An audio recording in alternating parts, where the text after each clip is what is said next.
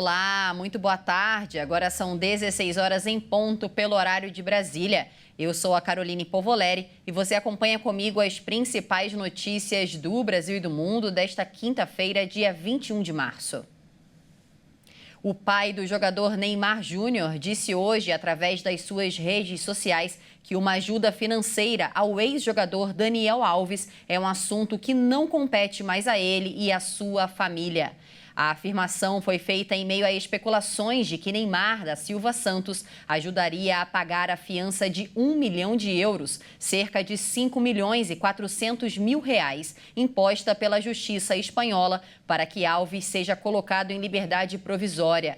No mesmo comunicado, o pai de Neymar Júnior disse ainda que ele pagou à mulher vítima da agressão sexual uma indenização no valor de 150 mil euros que havia sido imposta pela Justiça no ano passado. O fator fez com que os juízes na Espanha atenuassem a pena de Daniel Alves. Ontem, a Justiça espanhola concedeu o pedido de liberdade provisória ao ex-jogador sob o pagamento de fiança, porém o valor ainda não foi recebido e Alves seguirá preso. As saidinhas dos presos nas penitenciárias do país acabaram depois que a Câmara dos Deputados aprovou o projeto de lei. O texto segue agora para a sanção presidencial. A Câmara manteve a exceção no projeto incluída pelo Senado em fevereiro para a saída temporária no caso dos detentos de baixa periculosidade que forem realizar cursos estudantis ou profissionalizantes. O relator da proposta é o deputado Guilherme Derrite, que se licenciou do cargo de secretário de Segurança Pública do Estado de São Paulo apenas para atuar na aprovação da pauta. No relatório, o relator alegou que a sociedade se opõe ao benefício da saída temporária de detentos. A votação simbólica foi considerada unânime sem registro de votos no painel. Mesmo partidos da esquerda não dificultaram a votação, porque os deputados avaliaram que as emendas do Senado melhoraram o projeto, já que vai permitir a saída do prisioneiro para trabalhar e estudar. A discussão no Congresso sobre restrições às saídas temporárias começou em 2013, mas ganhou força após o policial militar Roger Dias ser morto por um preso beneficiado pela saidinha em Belo Horizonte em janeiro. Segundo o levantamento, a saída temporária de Natal de 2023 beneficiou pouco mais de 52 mil presos. Desses, 95% ou 49 mil detentos voltaram às cadeias dentro do período estipulado. Somente os outros 5%, ou pouco mais de 2.600 presos, não voltaram. E mudando de assunto, a arrecadação do governo federal com impostos e contribuições em fevereiro tem o maior valor para o mês em 30 anos. A equipe econômica mira aumento de arrecadação para tentar zerar déficit nas contas públicas deste ano. No total, o governo federal arrecadou com impostos, contribuições e demais receitas 186 bilhões e meio de reais em fevereiro deste ano. Segundo a Receita Federal, o resultado representa um aumento real de 12,3% na comparação com o mesmo mês do ano passado, quando a arrecadação somou cerca de 166 bilhões de reais. E também foi o maior valor já registrado para meses de fevereiro em 30 anos, desde o início da série histórica em 1995.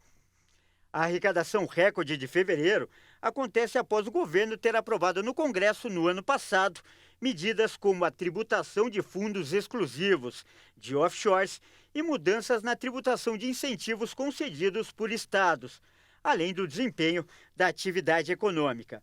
O fisco informou que nos 2 primeiros meses deste ano, a arrecadação federal somou 467 bilhões de reais, o que representa um crescimento real acima da inflação de 8,8% em relação ao mesmo período do ano passado, quando somou 431 bilhões de reais. A alta da arrecadação está na mira do governo para tentar zerar o rombo das contas públicas neste ano, meta que consta na Lei de Diretrizes Orçamentárias deste ano.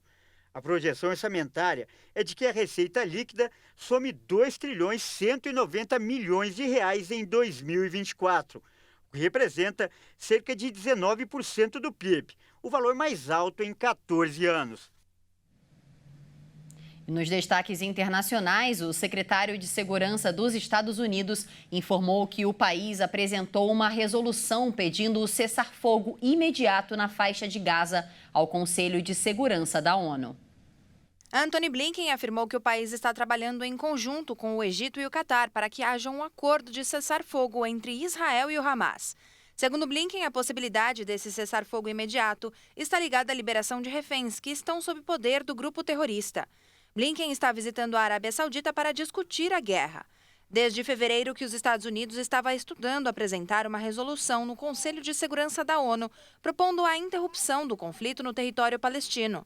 Aliados de Israel, os Estados Unidos vetaram resoluções anteriores apresentadas por outros países sobre o conflito.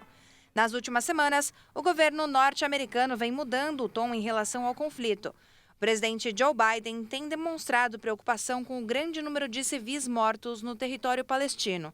No início de março, Joe Biden disse que o primeiro-ministro israelense Benjamin Netanyahu está prejudicando mais do que ajudando Israel com a postura na faixa de Gaza. Netanyahu já afirmou que deixou claro que está determinado a concluir a eliminação de batalhões do Hamas na região.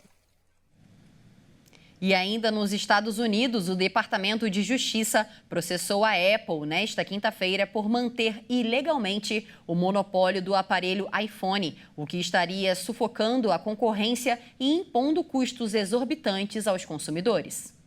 Movida também por 17 estados americanos, a ação diz que a empresa arrecada centenas de bilhões de dólares ao dificultar a mudança dos usuários para dispositivos mais baratos. O esperado embate jurídico acontece depois de a companhia fundada por Steve Jobs escapar dos questionamentos de Washington por quase meio século. De acordo com o governo, a Apple elaborou regras e decisões para forçar os consumidores a permanecerem no caro ecossistema da empresa. Hoje, a participação da Apple no mercado de smartphones de desempenho excede 70% e a participação em todo o mercado de smartphones dos Estados Unidos excede 65%.